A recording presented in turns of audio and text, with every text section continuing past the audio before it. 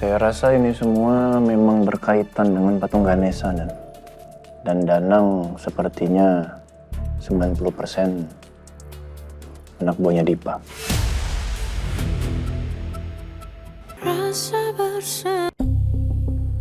Halo sayang. Sayang, kita lunch yuk. Aku kangen banget sama kamu.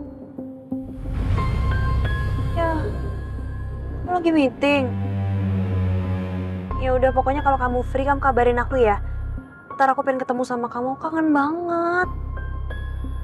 Oke sayang, bye, love you. Kemarin gak bisa, sekarang juga gak bisa. Mbak Jihan, makasih ya makanannya. Saya suka, Mbak. Oke, sama. Tunangan Mbak Jihan juga suka iga bakar. Iya, dia suka banget. Berarti Mbak sama tunangan Mbak sering dong ke restoran yang semalam kita datengin itu. Ya sering, kan dia suka iga bakarnya. Terus itu tuh restoran favoritnya dia, makanya kita sering ke situ.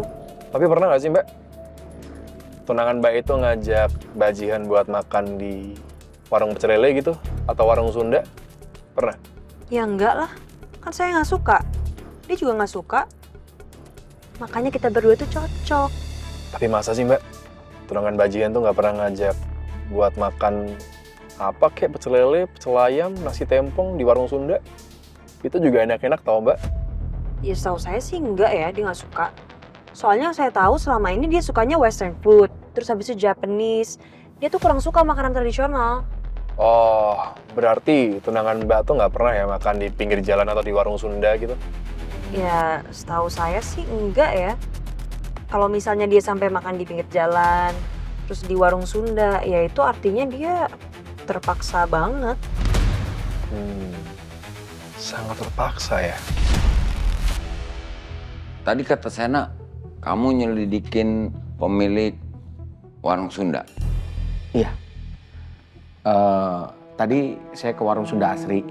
Terus apa hasilnya? Ada masalah? Izin saya ngejawab, Dan. Saya masih curiga dengan patung Mas Ganesha yang ada di sana. Bang Tommy pun juga merasakan hal yang sama dengan saya. Makanya saya minta Dion untuk melakukan pendekatan ke pemilik warung. Hasilnya gimana, Dion? Tadi waktu saya makan di sana, saya lihat ada yang datang. Siapa? Dipa Andika. Dipa Andika? Ya. Dia nemuin Danang? Nggak spesifik nemuin Danang. Dia datang ke sana dan dia makan di warung Sunda Asri. Tapi dia memesan menu yang biasa. Berarti sepertinya dia nggak pertama kali ke sana. Seorang Dipa Andika makan di warung Sunda. Banyak restoran yang ada di Jakarta tapi dia memilih warung Sunda Asri. Aneh, Dan. Jadi waktu Dipa Andika ke sana, lo ada dengar Dipa sama Danang ngobrol sesuatu nggak?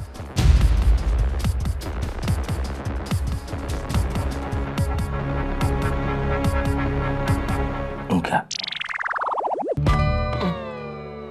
Serius ini? Tapi Dipa ada memesan menu yang biasa ke Danang. Ya habis itu saya habisin makanan saya, terus saya keluar cepet-cepet supaya nggak ketahuan sama mereka. Saya juga udah kasih tahu Reza Om untuk tanya ke Jihan dan mengorek informasi mengenai makanan kesukaan Dipa. Dan katanya dia mau cari informasi, kalau dia udah ada infonya nanti dia kasih tahu kita.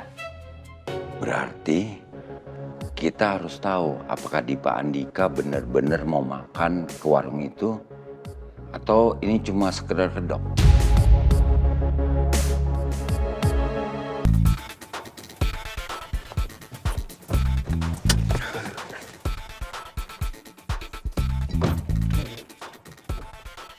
Silakan Mbak. Yaudah, kamu tungguin saya di Parkiran bawah sama driver. Oke, nanti saya tunggu di sana Mbak. Udah, Ya, semangat Mbak. kasih.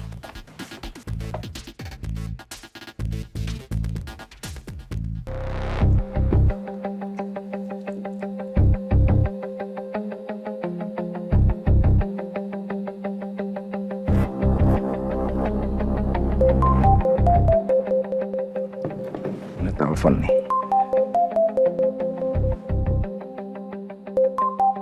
Si Reza. Loudspeakerin. Halo, Cak. Gue lagi sama Sena sama Om Hendro nih. Gimana? Ada informasi apa? Gue mau update info soal Jihan. Jihan bilang kalau misal di Pak Andika tuh nggak suka makanan lokal, bro. Dia tuh suka makanan western food atau Japanese food. Jihan juga bilang kalau sampai di Pak Andika itu makanan-makanan lokal, itu karena dia sangat-sangat terpaksa, bro. Oke. Ada informasi lain nggak? Itu aja sih. Jihan juga baru masuk kantornya nih. Kalau misalnya gue ada update lagi, gue kabarin kalian. Oke. Hati-hati ya sana ya. Bener kan? Gak mungkin seorang di Pak Andika sengaja makan ke orang Sunda itu kalau tidak ada maksud lain. Saya rasa ini semua memang berkaitan dengan patung Ganesha dan Danang sepertinya 90% anak buahnya Dipa. Ingat, Sen, patung yang ada di warung Sunda itu kan yang palsu. Oke, kalau memang Danang ini benar anak buahnya Dipa, udah otomatis mereka akan mencari berbagai cara supaya patung itu tidak ketahuan kalau patung yang asli kan. Iya, setuju. Oke, kalau gitu kamu tetap aja menyelidiki pemilik warung Sunda itu si Danang. Gali informasi sebanyak-banyaknya dari dia. Dan kamu, Sena, saya minta kamu tetap aja di warung ini. Kamu melayani jualan ketoprak. Izin, ini kan warungnya sekarang udah rame banget nih. Ini bener saya harus jualan melayani pengunjung sebegitu banyaknya. Ini kita jadi susah bergerak untuk menangani kasus-kasus. Gak apa-apa, Sen. Justru biarin aja begitu, kelihatan natural.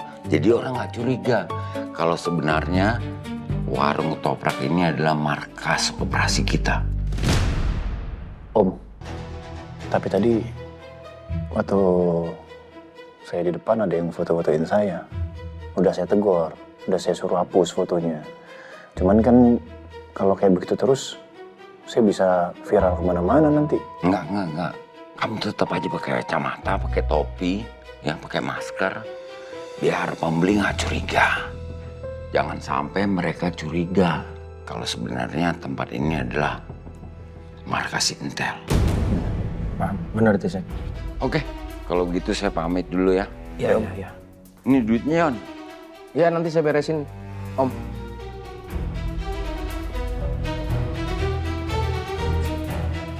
Kalau sampai penyamaran gue ketahuan, habis leher lu sama gue. Iya, kan gue nggak tahu bakal viral, Sen. Udah nih buat lo. Lah, kok yang 2000-an semua? Itu yang 100-an lu nggak mau bagi? Lu kan naik motor, buat parkir. Besok kalau gue yang ngulek, gue yang ambil 100 ribuan.